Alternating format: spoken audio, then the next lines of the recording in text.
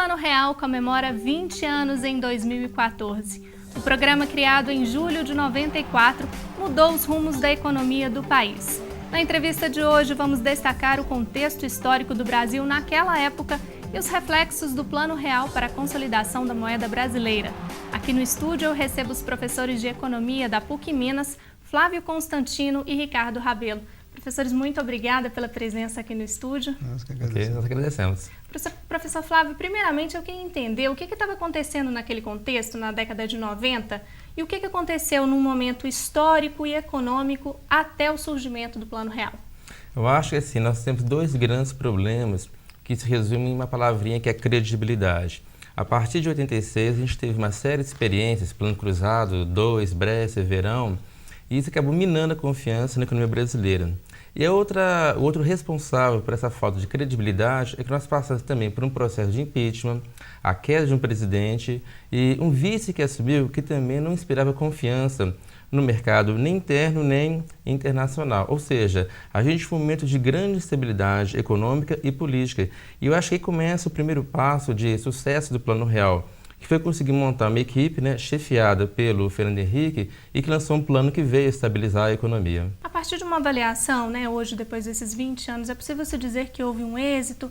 Nós podemos comprar hoje carros de 12 montadoras. Naquele momento tinha apenas 4 montadoras operando no país.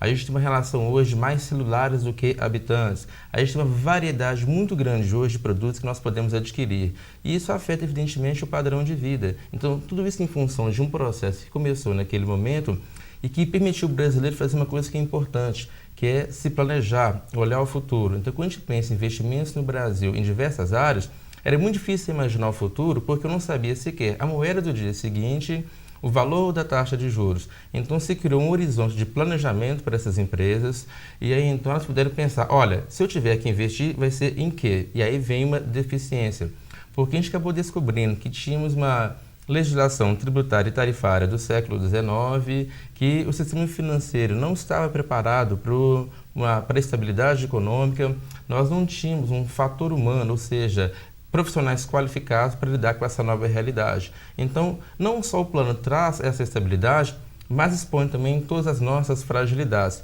Fragilidades essas que o próprio plano apresentou. Então, quando você lança um plano, não era só questão de atrelar ao dólar. Eu tinha que ter uma segurança fiscal, um equilíbrio fiscal. Ou seja, em 94, a discussão de uma reforma tributária estava presente. Se passaram 20 anos, a gente continua discutindo reforma tributária. Então, curiosamente, 20 anos depois, a gente continua também sujeito aos choques externos. Então, por mais que a gente tenha avançado, aqueles velhos problemas continuam presentes. E Ou seja, essa fragilidade se apresenta ainda hoje. Então, e não seria a moeda que iria corrigir isso. Então, existe um limite para a influência de uma moeda estável. Esse limite, na verdade, é dado pelas outras políticas públicas. Então, o Plano Real, na minha visão, ele não foi feito para gerar o crescimento, ele foi feito para estabilizar a economia. Mas então, por que a gente não estabilizou e continuou crescendo? Como eu disse, pela fragilidade de todos os outros pontos que o governo não observou. E não apenas no governo, todos os governos desde então. Tem também a questão de que, ao estimular essa questão do comércio internacional e tal, teve uma distorção, O real, principalmente no primeiro mandato do governo Fernando Henrique, ele se valorizou muito, E junto com isso você tinha também essa abertura comercial e financeira, que foi feita a partir do governo Collor, ele continuou no governo Fernando Henrique, e com isso você aumentou enormemente as importações, porque você teve de repente acesso a todo tipo de mercadoria. A moeda sobrevalorizada significava que os produtos importados estavam muito mais baratos do que anteriormente, numa situação de estabilidade, que a inflação está caindo, Isso levou a um aumento muito, e também porque a economia estava crescendo, então isso aumentou enormemente as importações, as exportações não acompanharam, e aí nós vivemos uma situação que a gente chama, em economia, de vulnerabilidade externa, ou seja, durante um certo tempo isso funcionou porque nós estávamos conseguindo receber recursos externos em grande quantidade, investimentos diretos, investimentos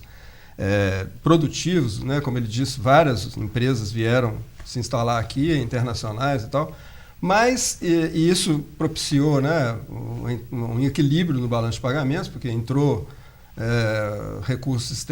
recursos externos, mas contrabalançando a questão da importação, da exportação que está desequilibrada. Mas, mais para o final do período, você teve problemas externos grandes, você teve uma crise na Ásia, você teve uma crise na Rússia, e com isso esses recursos externos minguaram.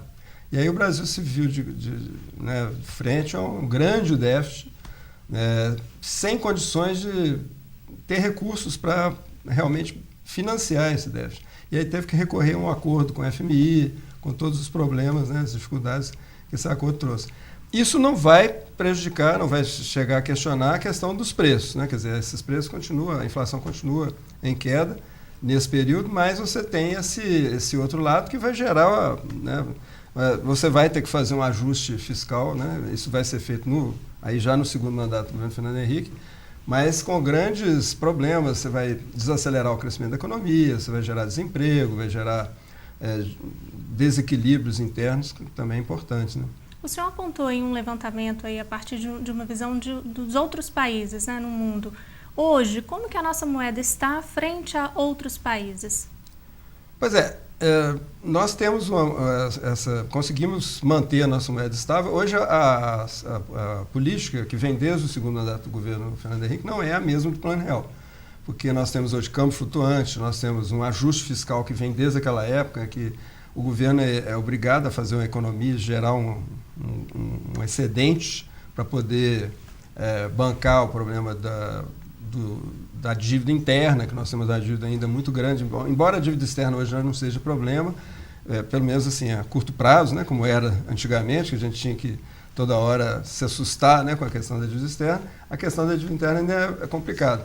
Então, nós temos uma moeda hoje que ainda se você pensar assim, em termos muito concretos, ela ainda é muito valorizada, em relação ao dólar, em relação ao euro e tal, mas ela passou nesse último período, nesses últimos 3 anos, basicamente o governo Dilma, por um processo de desvalorização. Mas isso não significa nenhum problema assim, com relação à estabilidade da moeda. O que significa é que ainda não conseguimos realmente criar uma situação no mercado internacional, mesmo porque nós temos tido várias crises internacionais, que a nossa economia tem vamos dizer, um desempenho bastante melhor. Quer dizer, nós estamos hoje vivendo mais ou menos a mesma situação que a gente viveu nesse período anterior. Nós temos dificuldades com relação às nossas exportações, nós estamos acumulando, a partir do ano passado, já uma situação de queda do nosso superávit na balança comercial. Ainda estamos equilibrando nossas contas externas. Isso mostra que a questão da estabilidade da moeda é fundamental. Quer dizer, a partir daí nós tivemos uma conquista, que foi o fato de que nós temos hoje níveis de inflação bastante menores, significativamente menores que antes. Isso dá essas condições que o Flávio falou de estabilidade para você planejar não só as empresas e as pessoas, que antes não sabiam quanto que ia ser o salário do mês, amanhã e tal, quanto que ela ia poder comprar. Quer dizer, hoje você tem essa possibilidade, isso é muito importante. Mas os outros dados, os outros referenciais, nós temos então essa dificuldade, que significa basicamente assim, a nossa competitividade externa, que possa segurar no mercado internacional uma melhor situação para a economia brasileira. Isso ainda é um objetivo a gente conquistar. Professor, e quais são os ensinamentos para o senhor, assim, pensando nisso que a gente vivenciou e nessa situação que a gente está hoje, nesse contexto que a gente vive atualmente? O que trazer de aprendizado e os desafios? Eu vou lembrar de um texto que eu li quando foi lançado o Plano Real. Então eu ainda era aluno, que era o seguinte: se você vai pensar um plano de estabilidade, você primeiro tem que reformar para depois crescer. Se você simplesmente estabilizar e pretender fazer reformas depois, você não fará. Eu li isso e guardei. Então, curiosamente, até comentei com o Ricardo, é isso, Olha, a gente conseguiu a estabilidade, mas não o crescimento. Então, quando você pensa na trajetória de crescimento, essa maior competitividade, um equilíbrio fiscal, reduzir vulnerabilidade, por que isso não ocorre? Porque não reformamos antes. Pretensamente tem um desejo de todos, por todas as reformas que seriam essenciais, só que elas não são realizadas. E aí vem a questão política. Tanto é que, a partir desse ano, a gente vai ter não só o resgate de 20 anos de Plano Real, mas vamos querer, portanto, aliá-lo também ao político que lançou este plano. E aí vem, portanto, figuras como Fernando Henrique e Itamar Franco. Mas se for pensar no valor da moeda, quem criou a moeda foram economistas, a equipe econômica dele, o André e o Pércio. Mas olha que interessante, independente de quem gestou o plano, elaborou o plano, e isso sumiu, portanto, da mídia, eu tenho que ligar um político, porque esse político seria o salvador do país. E o problema do Brasil não é buscar mais salvadores, são buscar, portanto, regras em que eu possa crescer, ficar competitivo, distribuir renda, sem ter essa grande dependência de um Estado patrimonialista. Enquanto acho que o Brasil não aprender isso, a gente vai continuar crescendo 6% em um ano e no ano seguinte você entra em recessão. Nós não temos condições de crescer de forma sustentável e, infelizmente, não é só a moeda que é capaz de fazer isso. A gente tem uma série de outros passos que têm que ser dados. Gente, eu gostaria de agradecer imensamente a participação de vocês no Revista. Muito obrigada. Nós que agradecemos.